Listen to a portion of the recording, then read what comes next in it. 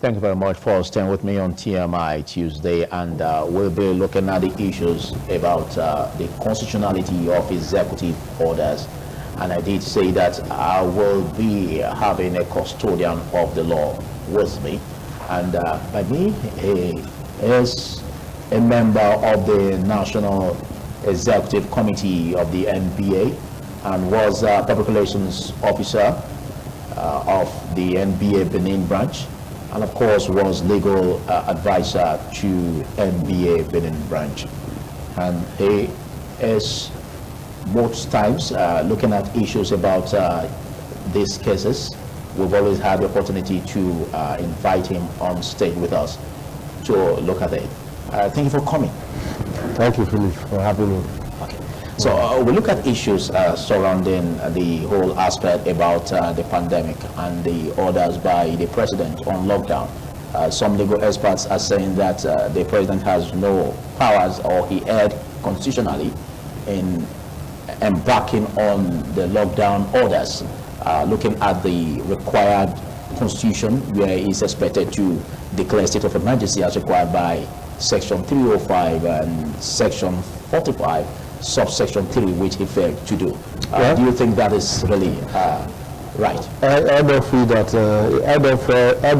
it's a constitutional breach, because first of all, this one, as the president, he has the mandate to ensure the safety of life and property of Nigerians. So if he felt in his own wisdom that this pandemic, if not checked, then it's capable of wiping out millions of Nigerians, and he took that step.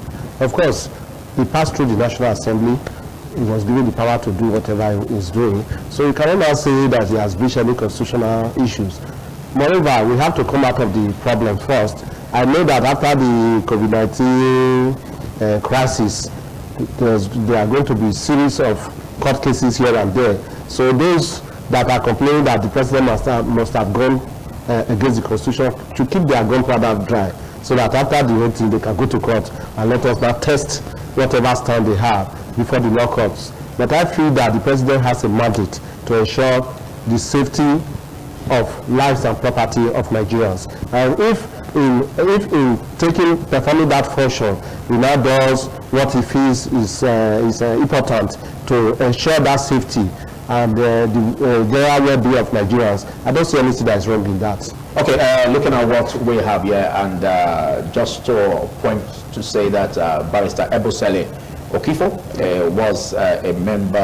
was the Public Relations Officer at NBA Benin branch, yes. And Barrister Ebosele Okifo was also a legal advisor to the NBA Benin branch. Now, Barrister Ebosele Okifo, let's look at the issues about the Constitutional Act, which was signed by the president in March. Do you think that Constitutional Act, like what your other colleagues are saying, that the Constitutional Act, if the president is to rely on that, that becomes a nullity in law? Do you subscribe to that, as your other colleagues are saying? Well, what I said, and I keep maintaining it, is that the president has the mandate to ensure the safety of Nigerians. So if in the process of ensuring the safety of Nigerians is forced to take certain steps, and they feel that those steps ought not to have been taken, it does not lie in their mouth to say that the president has done something that is against the constitution. It's for the courts to say that. It's what the courts pronounce. That is law. You understand? Anybody can come out and say anything. The president has done this, the president has done that. You know, it's left for the court to now actually make a pronouncement on that. And like I said, let them keep their gunpowder dry. You go to court. Even while the COVID-19 issue crisis is still on, they can as well even go to court. Of course, we just saw how the Supreme Court made a pronouncement on the conviction of Oji Uzokalu. So even while that one was on, at least they went to court, and the Supreme Court has made a pronouncement on that. Okay, so if you see this, you should see these issues about the orders of the president. Yes. Do you see it as engendering grounds of future legal crisis? It's possible, because the outcome, the effect, like when you say you are giving your executive order, and the executive orders, like probably like a situation that we have in Rivers State now, where an executive order is in force, order 006 of Rivers State government. You understand? So the fallout of the implementation of those orders becomes an issue. Because if you issue an executive order, and in the process of carrying out executive order, you now breach, you now step, or you step on the rights of Nigerians, they have a right to go to court. So it's, but you have to follow who has breached the regulation. Yes, that's what we are saying. Now, if in the process, does that person have the right? Yes, if you have the process. You have offended the law? If you have offended the law, of course. If you have offended the law, you take it that you have, and the government takes you up on that, of course, the courts will make pronouncement. And there's nothing you can really do by the time the courts make pronouncement on the fact and come to a conclusion you have actually offended the law. Full the punishment will be meted out to you. But if in the process of the implementation of the executive order, you feel that your right has been infringed upon, you feel that they've not followed due process, legal process, you understand? You have a right to go to court. You have a right to go to court, and the court will look at it dispassionately and see whether that order has been breached in any way possible. And if the court now makes that pronouncement, you got your remedy. Okay, the issues about the hotels which were demolished in the Temete Hotel and Prudent Hotel. Are you saying that the state government went to the extreme? Yes, they went to the extreme. I will just describe it as executive rascality. You understand? Wike is somebody that I commend, you know, because of his developmental infrastructure in Rivers State. I've been to Rivers State and I've seen the development he has done that. But the implementation of his executive order 006 of Rivers State government, I mean, the man went to the extreme. Now, because in that executive order, there's nowhere in that executive order that gives Wike the power to demolish properties. Demolish property of those that have infringed on the lockdown situation in Rivers State. One would have expected that what he should have done, you go to court, you get an interim order of forfeiture, you know, then you not take over the hotel. You can even seize, you can even seal up the hotel. You understand? You can even arrest the management of the hotel, not demolishing the hotel, because the management, from information, from reports coming from Rivers State, is to the effect that the members of the task force on COVID-19 in Rivers State, they visited both hotels. In one of the particular hotels that is owned by a youth leader of the PDP, they were beaten up and they were injured. As we are talking, they said one of the members of the task force is even hospitalized. You get me? So now, right now, Wike has a lot of actions he would have been able to take legally. He has the Ministry of Justice under his control. They should have filed a charge. Charge the management of that hotel, the owner of that hotel, with assault occasionally her. They could have as well even charged the management of the hotel with attempted murder in the process of preventing the task force from carrying out their function. Not just going ahead to demolish the hotel, because now what Wike has done is that he is the maker of the law, he is the accuser, he is the person that is interpreting the law, he is the judge, and he is the one carrying out the punishment. It's not like that. Possible that the executive order, we don't work not also possible that the executive order as prescribed in that law could also warrant destruction of such structures. There's no executive order that will take precedent over Constitution, over the Constitution. The Constitution is the grand law. Now, even if that executive order says that anybody that violates the lockdown situation in Rivers State should have his property demolished, it doesn't lie in the mouth of the governor to start demolishing without a court having made pronouncement. Since they violated it, the property will be for you to arrest. You arrest, then you charge the management of the hotel. You charge them to court. A court will now make an order that yes, he has violated it. And what is the punishment? The punishment is demolition. They will now give an order for the hotels to be demolished. Even if it's in the executive order, it does not lie with Wike to carry it out immediately when a court has not made a pronouncement. Okay, you're following me. So breaching the government's directive, can it be termed as crime? Yes, of course, because it depends on the punishment section. Now it's possible if you look at that order. If there's a place where a fine is, even when you commit a criminal offense, at times there are instances where you are made to pay some fine, the money goes into the government coffers. It's criminal. So if that is the more reason why they should have been charged to court, because by the time they are charged to court, they have to now, the government of Rivers State has to now come with their evidence and prove beyond a reasonable doubt based on the principle of criminal justice administration. And if they prove it before the court, and the court sees that, yes, they have proved their case beyond reasonable doubt, they will be convicted. Of course, they will be convicted. And if the part of the punishment is for that hotel to be demolished, the court will order for the hotel to be demolished. And of course, don't forget that the management of that hotel will also have a right of appeal. It's provided in the Constitution. So if they decide that, if at the end of the day, a magistrate court or a high court of Rivers State gives that decision that the hotel should be demolished, the owners of the hotel will have within 3 months to appeal that decision. It's there in the Constitution. You cannot go against it. They can even go as well up to Supreme Court. So it's just for weekend-led administration to have exercised enough patience, go through the legal process, because Wike is passionate about taking care of Rivers State indigents to ensure that the coronavirus pandemic does not spread into the state and all that. Okay. I give it to him, you understand? But in the implementation of that process is where people have complained about. Okay. You understand? That you shouldn't have done that. It's just like somebody killing a fly with a sledgehammer, for God's sake. You understand? You don't say because a child has offended you and you want to make punishment on that child, that you take a cutlass and cut the child. You are supposed to take a rod and wipe the child or whatever. You understand? What Wike has done is killing a fly with a sledgehammer.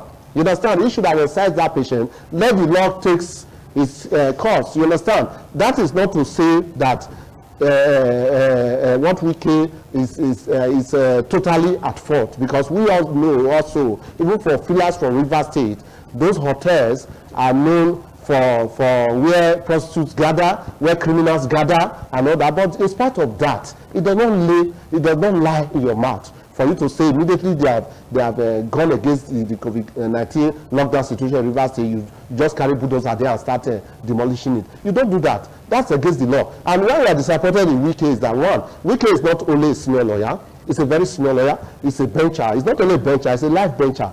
Being a member of benchers are the ones that regulate the practice, the rules and regulations of law in Nigeria. The benchers are the ones responsible for it. You understand? Okay. So one will expect, and not only that, Wike's wife is a serving high court judge in Rivers State. So one will expect that, of course, before you start taking such actions, yourself being a very senior lawyer, a life bencher, and you have a wife that is a judge, one would have expected Wike to exercise some legal restraint. Okay, let's look at the state in the issues in Edo State and the setting up of mobile courts to try offenders of COVID-19. Yes. Again, if we look at that aspect, the process of law, do you see that as really the mobile courts having jurisdiction to try offenders in that regard? Like what I said is that, first of all, we have to understand the situation. We are locked down. The courts are not even actually working. Now, the governor is of the view that the only way he can continue to guarantee the safety of lives and property is for him to order a lockdown or restriction of movement. You understand? Now, he has gone to the House of Assembly, they have approved that, and the executive order is now in operation. Now, of course, for you to implement, you don't just expect the governor to pick people up from the street and you throw them into the jail.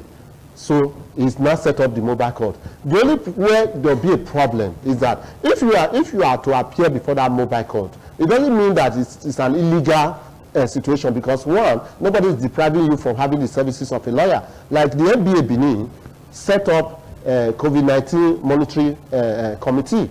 You understand? So they go around all these mobile courts, they check and ensure that the fundamental human rights of Edolites are not breached by the by the procedure in these mobile courts and all that. The other day they were there, and they represented 5 different persons, and as God will have it, they were able to discharge and acquit about 3 of them, while 2 were convicted, and they were given option to pay some money, then they will be allowed to go home and all that. So after they've been convicted and allowed to go home, would they be regarded as convicts? Of course, if you are convicted by a court of law, a mobile court is a court. You understand? That's why it's called a mobile court. A mobile court is a court. If you have been convicted, you are an ex-convict. So you also have the right to even appeal that decision. You have a right. If you are, because that's the issue some Nigerians are saying that they are against. Because if you look at the issues about the COVID-19 regulations, and a situation where some persons are now being tagged as ex-convicts as a result of this. Some say that that is an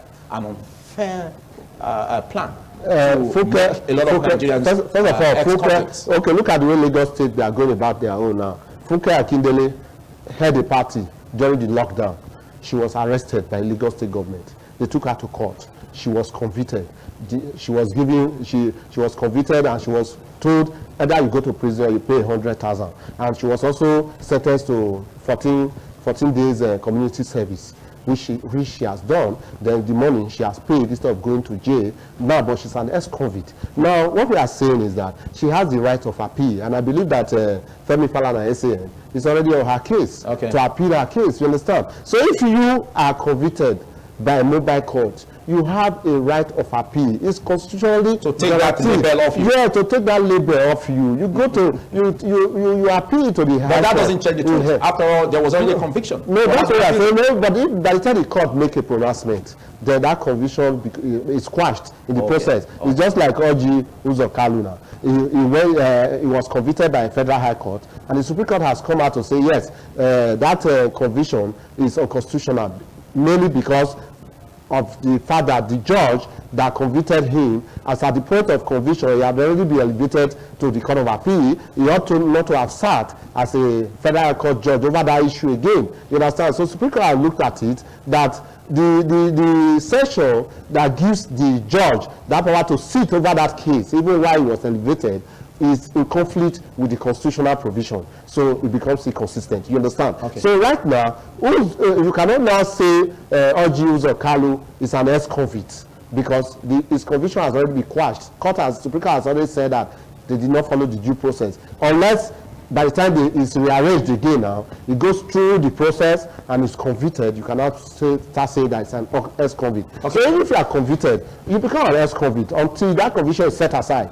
That is why you have right of appeal. Until the Supreme Court now says that, well, the conviction was rightly done, if you have the resources to get to the Supreme Court. Until the Supreme Court now finally says the conviction was rightly done, then you can be termed an ex-convict. But if on the way to the Supreme Court, even before you get to the Supreme Court, probably Court of Appeal quashes the conviction, you are no longer an ex-convict. Thank you. In case you're just watching us, it's TMI Tuesday, and I've been having a chat with Barrister Ebosele Okifo, who is a member of the National Executive Committee, NBA, and former legal advisor to NBA Benin Branch, and of course, former PRO NBA Benin Branch.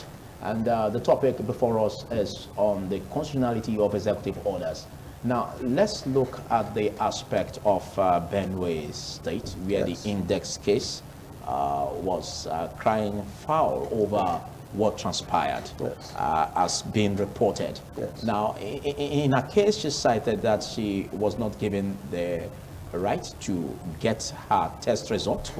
And again, she was being quarantined unnecessarily without having her case before her that she really tested positive to COVID-19. What do you make of this? Do you see it as a breach? Yeah, it's a breach on the part of the state government, and she has a right of action.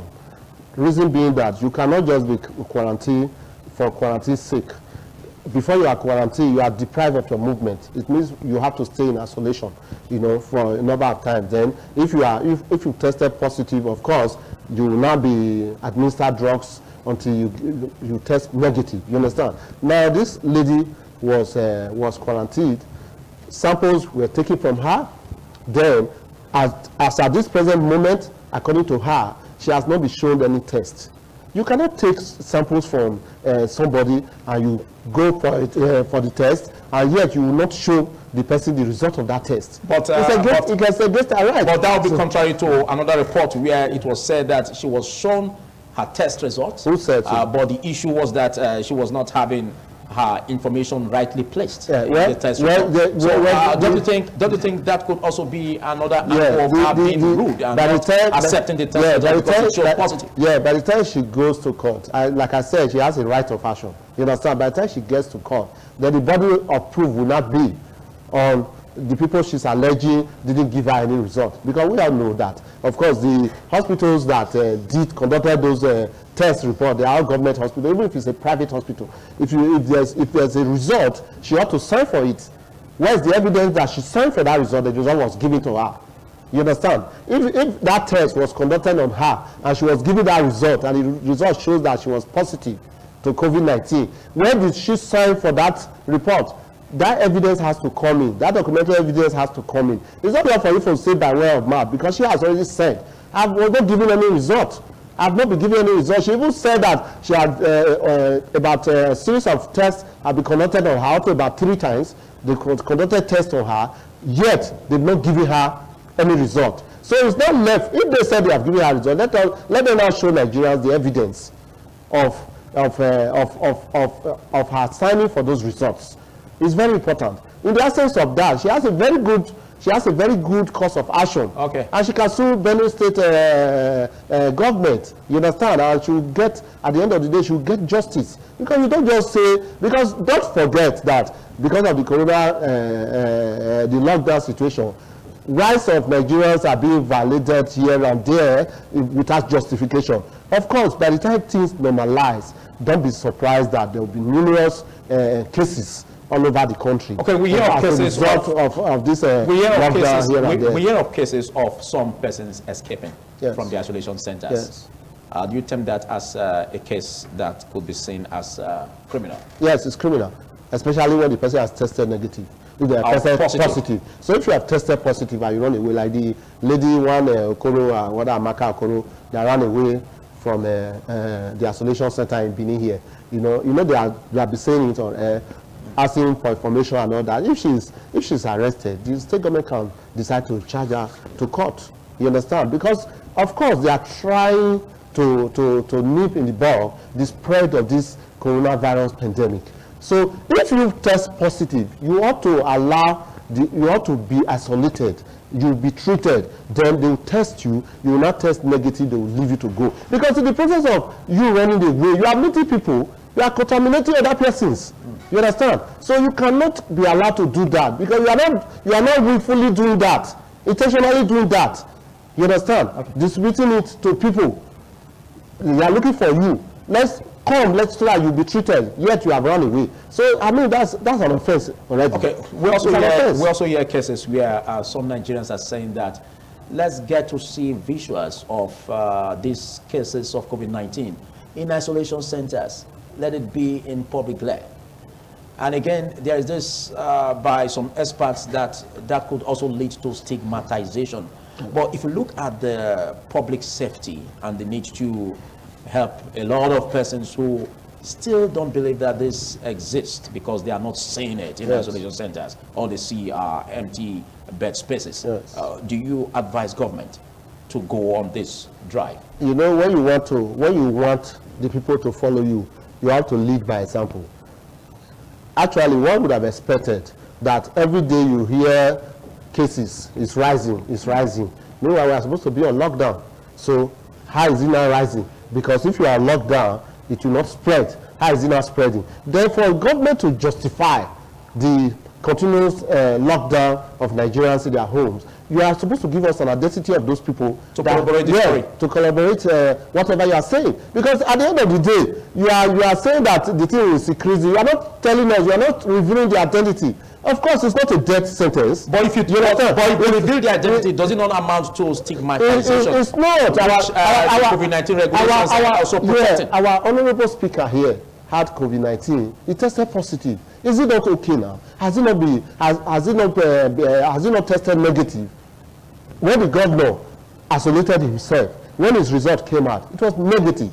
You understand? So let's talk about the speaker. It's left for the sufferer to disclose their identity. What I said, the speaker. Is it not wrong? Is it not wrong for the government to disclose their identity without the consent of the sufferers? Has the government told us that all those numerous cases that they are announcing every day, have they told us that all of them has refused to disclose their identity? Are you not supposed to disclose their identity in order to safeguard other persons? If my neighbor has COVID-19 and is tested positive, I'm aware because I've seen his name or her name somewhere, and I know that she comes to my house or he comes to my house, I've interacted with her, I have to think of safety of my family, of myself. But you, but you understand the undue chaos that may cause. No, because it's one thing to disclose names. It's another, like what you just said. Yes. It's another to excite panic among the neighbors who must have noticed that the name of their neighbors was being mentioned. Do you think that will induce panic and chaos which the federal government is trying to avoid? Is it not better for us to have a level of panic and the government goes in there to do their test to ensure that these people are okay? Is it not better than for you now to conceal their identity? Then they must have spread it to other Nigerians, and those ones will not know. Then suddenly they start dropping dead, like what happened in Kano State. People dying, over 60 something people dying, and they don't know what is responsible. It was later the government now started appealing that probably it's COVID-19 and all that. Is it not better for us to have a level of panic, and you go in there, you start testing and all that, then probably you now see, okay, most of them are negative and all that. The ones that test positive, take them into the isolation centers, treat them and all that. It's not a death sentence. You understand? So there are people that have been known to have COVID-19. They have all come out negative. They have self-isolated. Even the British Prime Minister had it. But now we know that he has tested positive. Doesn't mean that other world leaders are no longer interacting with him. You understand? Our speaker had it. He has tested negative now. Are people not relating with him? It's my brother. If I see him tomorrow, I'm not going to greet him. I'm not going to say I will not relate with him because he was tested positive and he's not negative. Okay. So it's not a death sentence. The issue of stigmatization doesn't come in. You understand? Because we are talking about safety. If we are keeping the identity of these people that have COVID-19, how do you now want their neighbors might not be safe? Because before they were able to realize that they tested positive, it's possible they met so many people. You understand? So that's the issue. The other day, the Deputy Commissioner of Police died of COVID-19 in AIG's office. You understand? So lawyers, FBA, that said, well, we are lawyers, we go to AIG all the time. Our chairman came out in his wisdom and said, if you know you have taken petition to AIG within the last 2 weeks and all that, it's better for you to self-isolate so that you watch yourself and see whether you have it. You understand? We did that. Then we also restricted visitors to our bar house in Benin, our NBA bar house here, to ensure that let us be able to watch and see if the something got to the bar house, because we had cause to share palliative to lawyers, and of course police and lawyers also got and all that. And we did that, and thank God nobody had it. You understand? So what is bad about that? You understand? You conceal it and the thing is spreading. You are supposed to say it so that at the end of the day, those people around, if I know that my neighbor has it, I will check myself. I will be able to go and do a test. I will be able to present myself to say, well, my neighbor had it 3 days ago, he was in my house, and you know that if he holds an iron or still maybe a door handle, it stays some hours, some days before it goes away from me. So it's possible for one to be infected. Then you will now go and test yourself. The idea of hiding identity is not good. It will look as if obviously they have what they want to gain by it. Probably they're interested in money. And let's talk about the other one again. Now, we are aware that this Catholic monastery at Egu, they came out to say they've discovered the cure for COVID-19. Professor Iwu also said that. I read it in the paper, I've seen it on social media. Professor Iwu said there's already a cure for it and that they have it. I'm surprised that until now, the Presidential Task Force on COVID-19, they have not deemed it necessary to invite these people to say, let's test it. Well, I think that aspect is up to the committee set up to check that, because on the headlines today, the Presidential Task Force did say that even concerning the drug of Madagascar, that they are going to ensure that they study it, and if it works, it will be used. Why don't we start? And same way, that's where I'm going. Same way, it's possible that they are also considering other herbal treatments, indigenous yes, treatments. They came out to tell us. They not came out until it has been proven. Philip, you are the came of the law, and you always say that the case must be proved before you... Philip, they came out to tell us now that they want to test that of Madagascar. What is wrong telling us that we want to also check out the one in exactly what I'm saying? It's possible that also the pipeline. Why always keep silence when it involves us? It's not good. Thank you. As we wrap up, let's have a bit of how the legal system is coping in spite of the lockdown or partial lockdown, because we understand, like you said, a lot of rights, human rights cases which are being abused, and which are supposed to see the light of the day in courts, but due to the lockdown, this is not really coming up. How is the legal process coping? Well, here in Edo, I can only talk about in Edo State. I'm aware that even though the courts are actually on lockdown, some important cases are still ongoing. If you have a case in court and it's very, very important because of the situation, you are normally called to come to court and you will go and take your case, you understand? So we are coping with it, but we feel that the courts should be open, like what is happening in Anambra State, where they have opened the courts, but there's now a practice direction as to how the courts will function. We expect, I'm aware, and I trust that our CJ here, I'm sure she should be thinking along that line too. Within the nearest future, I'm sure those issues will come in. But I want to assure you that our judiciary in Edo State here, if the emergency situation is there, they will come out and do the needful. Thank you, Ebosele Okifo, for taking our time to be part of this show. Definitely. Well, it's been awesome with Ebosele Okifo, who is a custodian of the law, and much has been said. But after this time out, we will be discussing with a medical expert and looking at home treatment of COVID-19 cases. How possible is that? Some think this is a scary way to go because of the possibility of infectious cases rising as a result of that. Well, shortly we'll bring you that with a medical expert. Stay with me.